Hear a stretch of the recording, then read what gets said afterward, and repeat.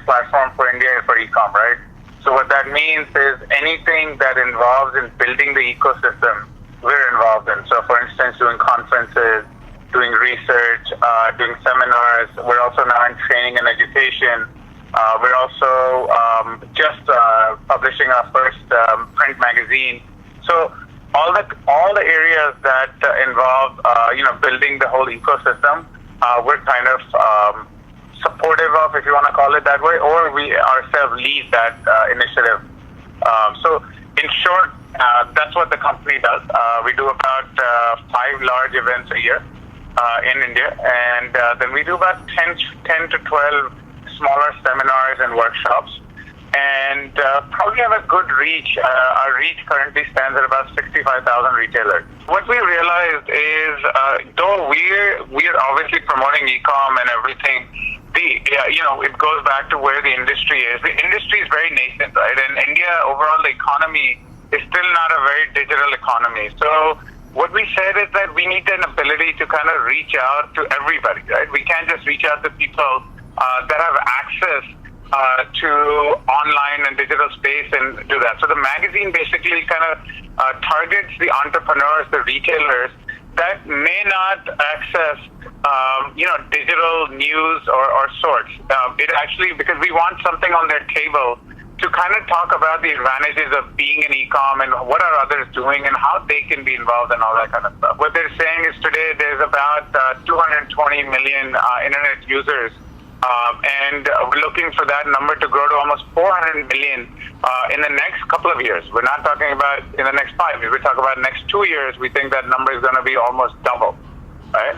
So the pace of penetration is obviously increasing tremendously, but again, for a country that's 1-point-something billion people, still that pace is not fast enough. India, it's not about north, south, or whatever, right? It's about the tiers. So the metros, obviously, the tier 1 towns obviously have a lot of better penetration, and then tier 2 and tier 3s, which are the smaller towns, obviously have lesser penetration. So it's not about geographically where the penetration is more. It's more about with the size or the population and the accessibility of these towns. So, obviously metros and tier 1s have better penetration than the tier 2s and 3s. The largest categories are electronics, mobiles, and fashion, apparel, and accessories. We have some 100-something thousand postal codes, right? Like zip codes, 100,000 or so. E-com only reaches out still to only about 25 to 30,000 of them. We still have a long ways to go, even on the logistics side. So basically, to kind of first sum it up, and then we can talk about detail. Overall, the challenges still exist, right? All the logistics, distribution, the whole supply chain challenges are there.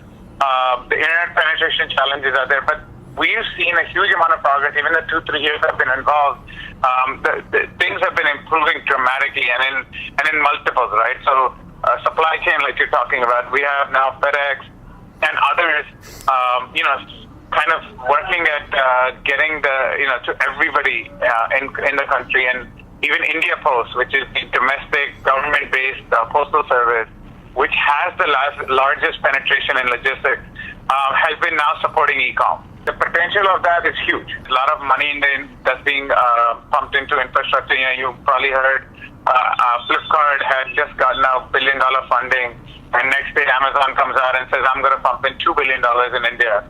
Now, this money will obviously help improve all the infrastructure and other things, but what it will not do is build customer confidence or customer trust in e-com, right? Which is the slowest of all of them.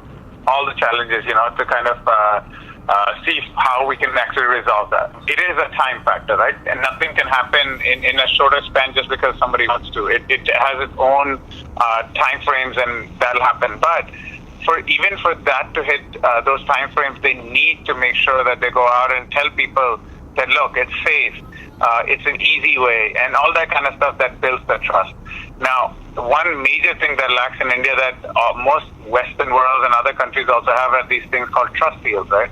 Which kind of tell people that this site is trustworthy. In India, we don't have any of that, and which is one of the things that we're also pushing with some of the government bodies to see if we can create one of these trust seals so that, people, the consumers can kind of see that seal and say, yes, this site is trustworthy. We want to bring Indian e-commerce to the global world, right? We don't want Indian e-commerce to stay in India. So we already have a lot of players. Obviously, it's only happening in certain categories right now, but definitely in those categories, we have a lot of players that have not 20% or more of their business coming from global customers rather than Indian domestic customers. When we actually started here, this was almost same as the US was about 10, 12 years ago. So we're telling everybody that stop looking globally right now, because first concentrate and get your domestic processes correct, because what happens is we're growing substantially domestically. So first figure out a way to deal with this scale, right? Then once you think you're ready for that, then look outside. And when you're looking outside, it's going to depend on what you're selling. It's not going to be easy. We can't take fashion products from India and sell them in the US. It's not going to work. Right? But on the other hand, if you take a category such as jewelry, that might work.